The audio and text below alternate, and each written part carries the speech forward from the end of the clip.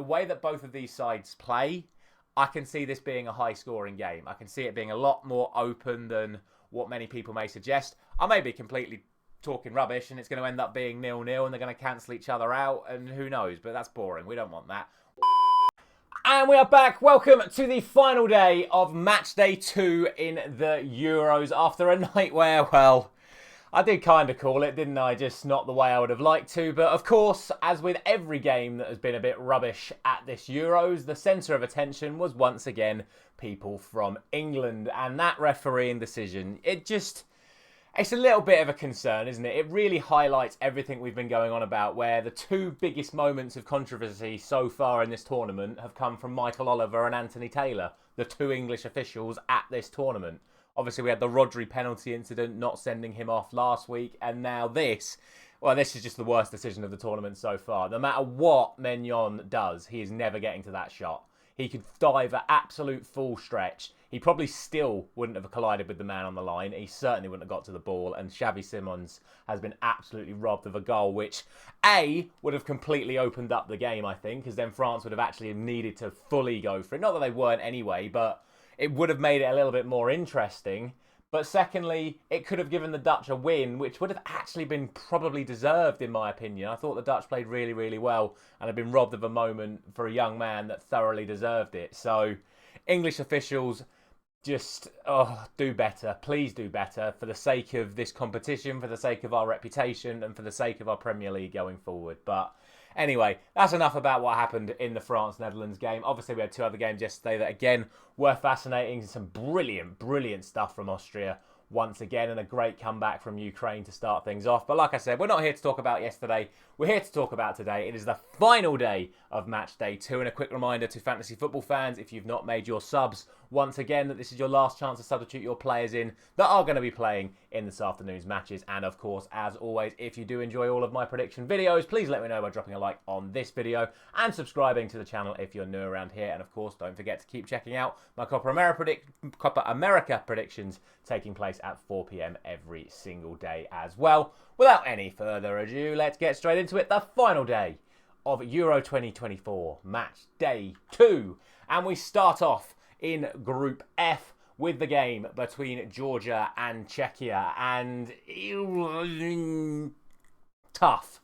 Very, very tough. Both these sides played very, very good stuff in defeats in their opening game. Turkey, of course, got the counter-attack goal for 3-1, but I think that was a little bit too harsh on Georgia. Portugal, very, very, very lucky to, of course, see off Czechia due to the own goal and then obviously the Pedro Neto setup. So both Georgia and Czechia going into this game are probably going to be thinking they're capable of winning this game. That obviously now both need to win this game, which puts another extra layer of drama to it, because where do you find that balance? You've both gone into the opening game being very defensive, trying to get your chances on the counter-attack, but now both sides need to flip the script and go for a win, but they're also going to be wary of the other team. It's going to be a very cagey affair.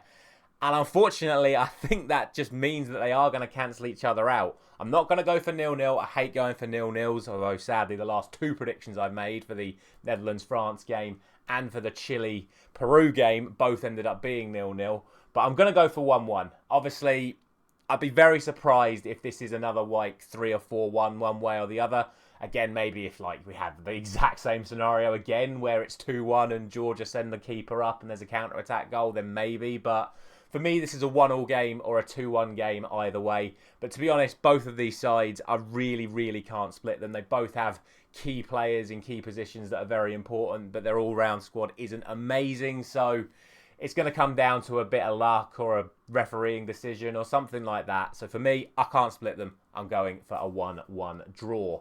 The other game in Group F sees the two victors taking on each other, which is, of course, Turkey and Portugal, with the possibility, of course, of a win in this match, seeing the side qualify as top of the group. So it's going to be a big one. The interesting factor will, of course, be Turkey's approach to this game.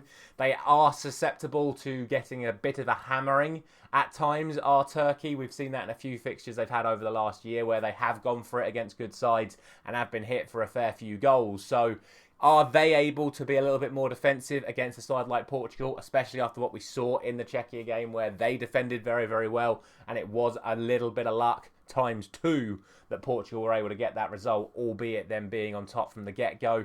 I still think Portugal will win this game. I think Turkey are more than capable of getting a goal, maybe even a goal or 2 against Portugal, considering that they are a little bit still vulnerable defensively, I think. But ultimately, I still think Portugal are going to win the game. I'm not going to go crazy. I'm just going to go for 2-1. But in the end, I do think it is going to be Portugal that come out on top. But who knows? Turkey, very good team, more than capable of getting a result in that one. And then finally, we go to Group E once again for the game between Belgium and Romania. The game where the only side in this group without a win are Belgium, which makes it very, very interesting because obviously if Belgium win this game, going into the final fixture, all of Group E will be on 3 points, which would be absolutely fantastic to see. And to go back to the comments of my previous videos that say, please keep underestimating Romania, I'm going to keep underestimating Romania. I'm going to go 2-0 to Belgium. Look, it will not surprise me this time. That is what I will say. If Romania put in a performance like they did against Ukraine, they can obviously get a result against Belgium.